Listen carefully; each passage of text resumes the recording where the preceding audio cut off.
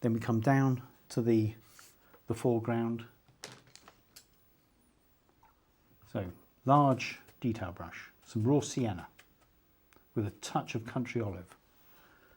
So put that lighter colour in on the top of the mound. Bring that down towards the water's edge. Change of colour, some burnt sienna.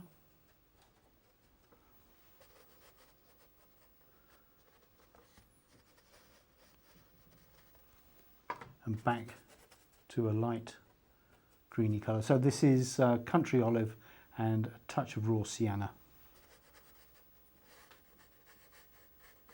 And then that comes down to the water's edge.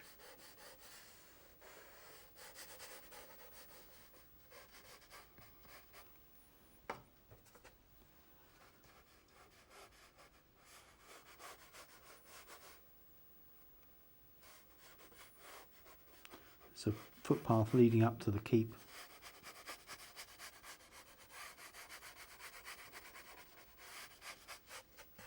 So while this is still wet, with a slightly stronger, darker colour, so midnight green with a touch of burnt umber, just drop that into the bottom half of the foreground. Just run that up while it's still wet.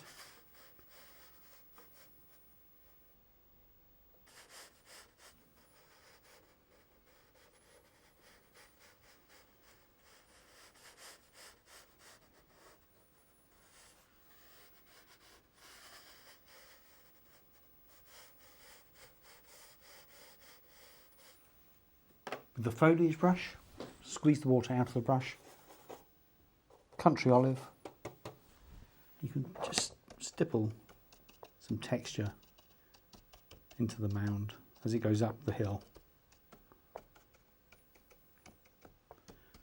Some more textures in there. And down here in the foreground with the same colour, country olive and burnt umber. So it's fairly dark.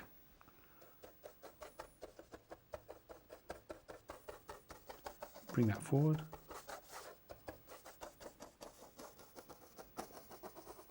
Along the bottom of the painting.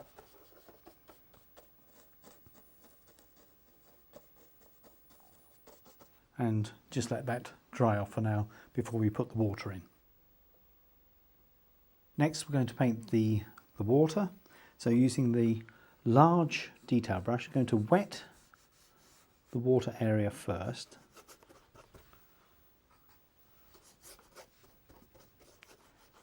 So just wash that right the way across.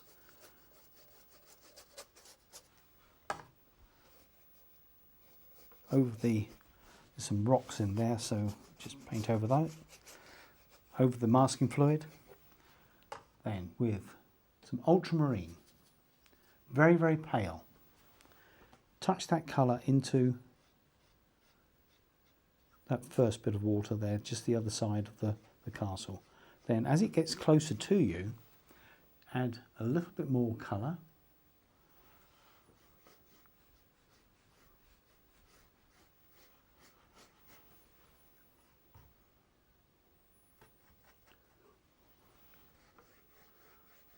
So ultramarine.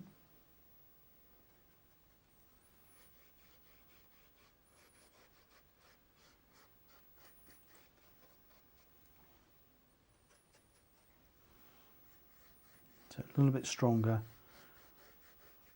in the middle section. Bring that forward and out of the side of the painting.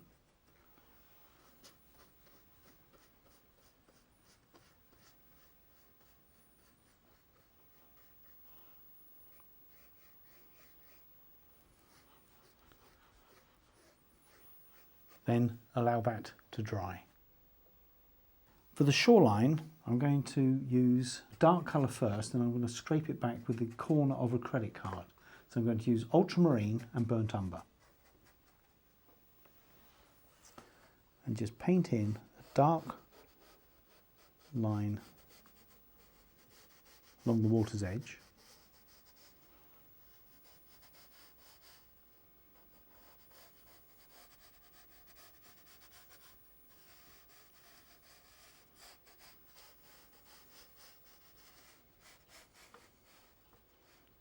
Some rocks just coming out there.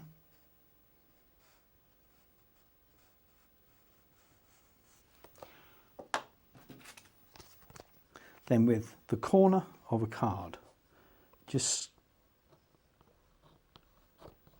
lift out some of the lighter colours of the rocks. So just, it's almost like a little circular motion. If it's dried,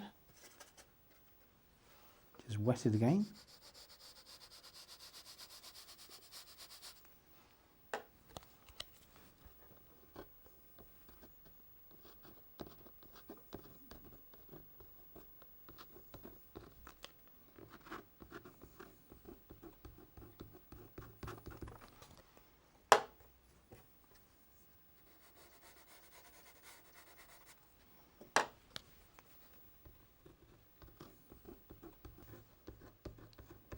Goes there, and the rocks in the foreground,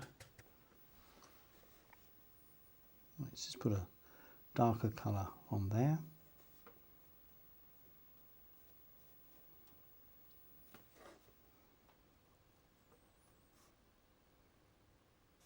So painting the shape of the rocks.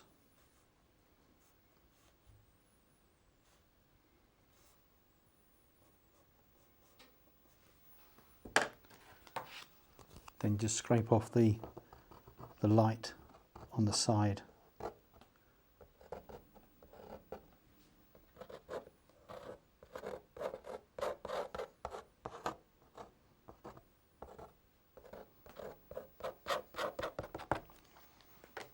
Like that.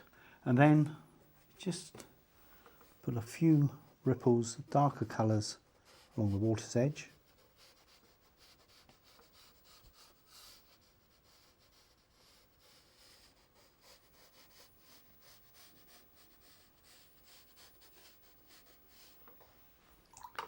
Then add a touch of blue to the country olive.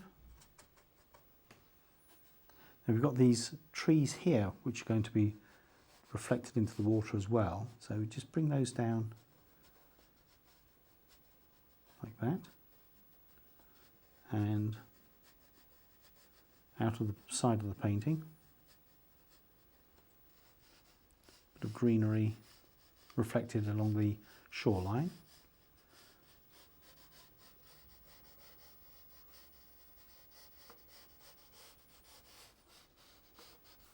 Then here, this bush is then reflected into the water, like that. And the brush strokes become slightly shorter as they come closer to you. The castle itself, going to a grey colour, which is ultramarine and burnt umber.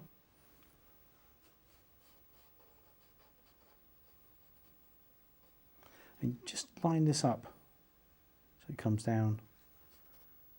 So use the brush to give you a guide where the castle is.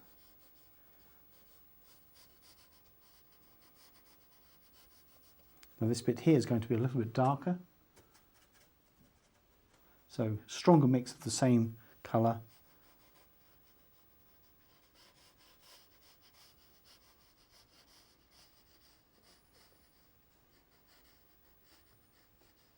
That's reflected into the water.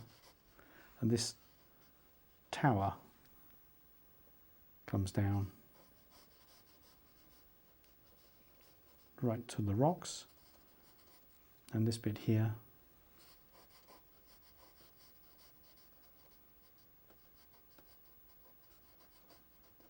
right into the shore.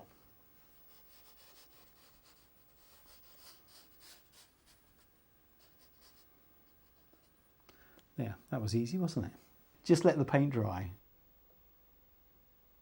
When the water is dry, just rub off the masking fluid. It reveals the ripples on the water. So get rid of all the bits of masking fluid. Then with the small detail brush and some ultramarine, and just add a few more ripples into the water.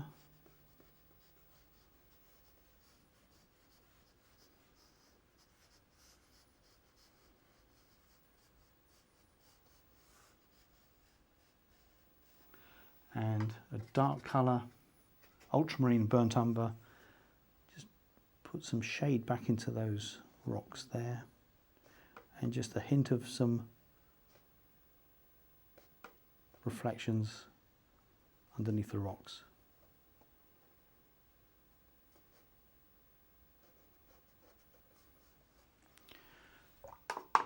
And with some raw sienna,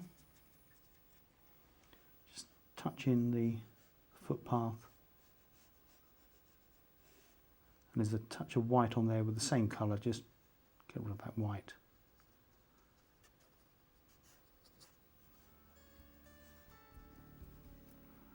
So here is a finished painting of Dunguaire Castle. Dunguaire Castle must be the most photographed castle in Ireland, and now hopefully the most painted.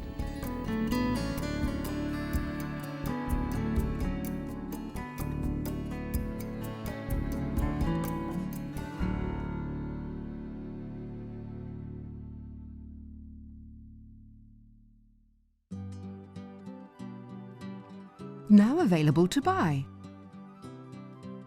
Try these techniques at home whenever you wish.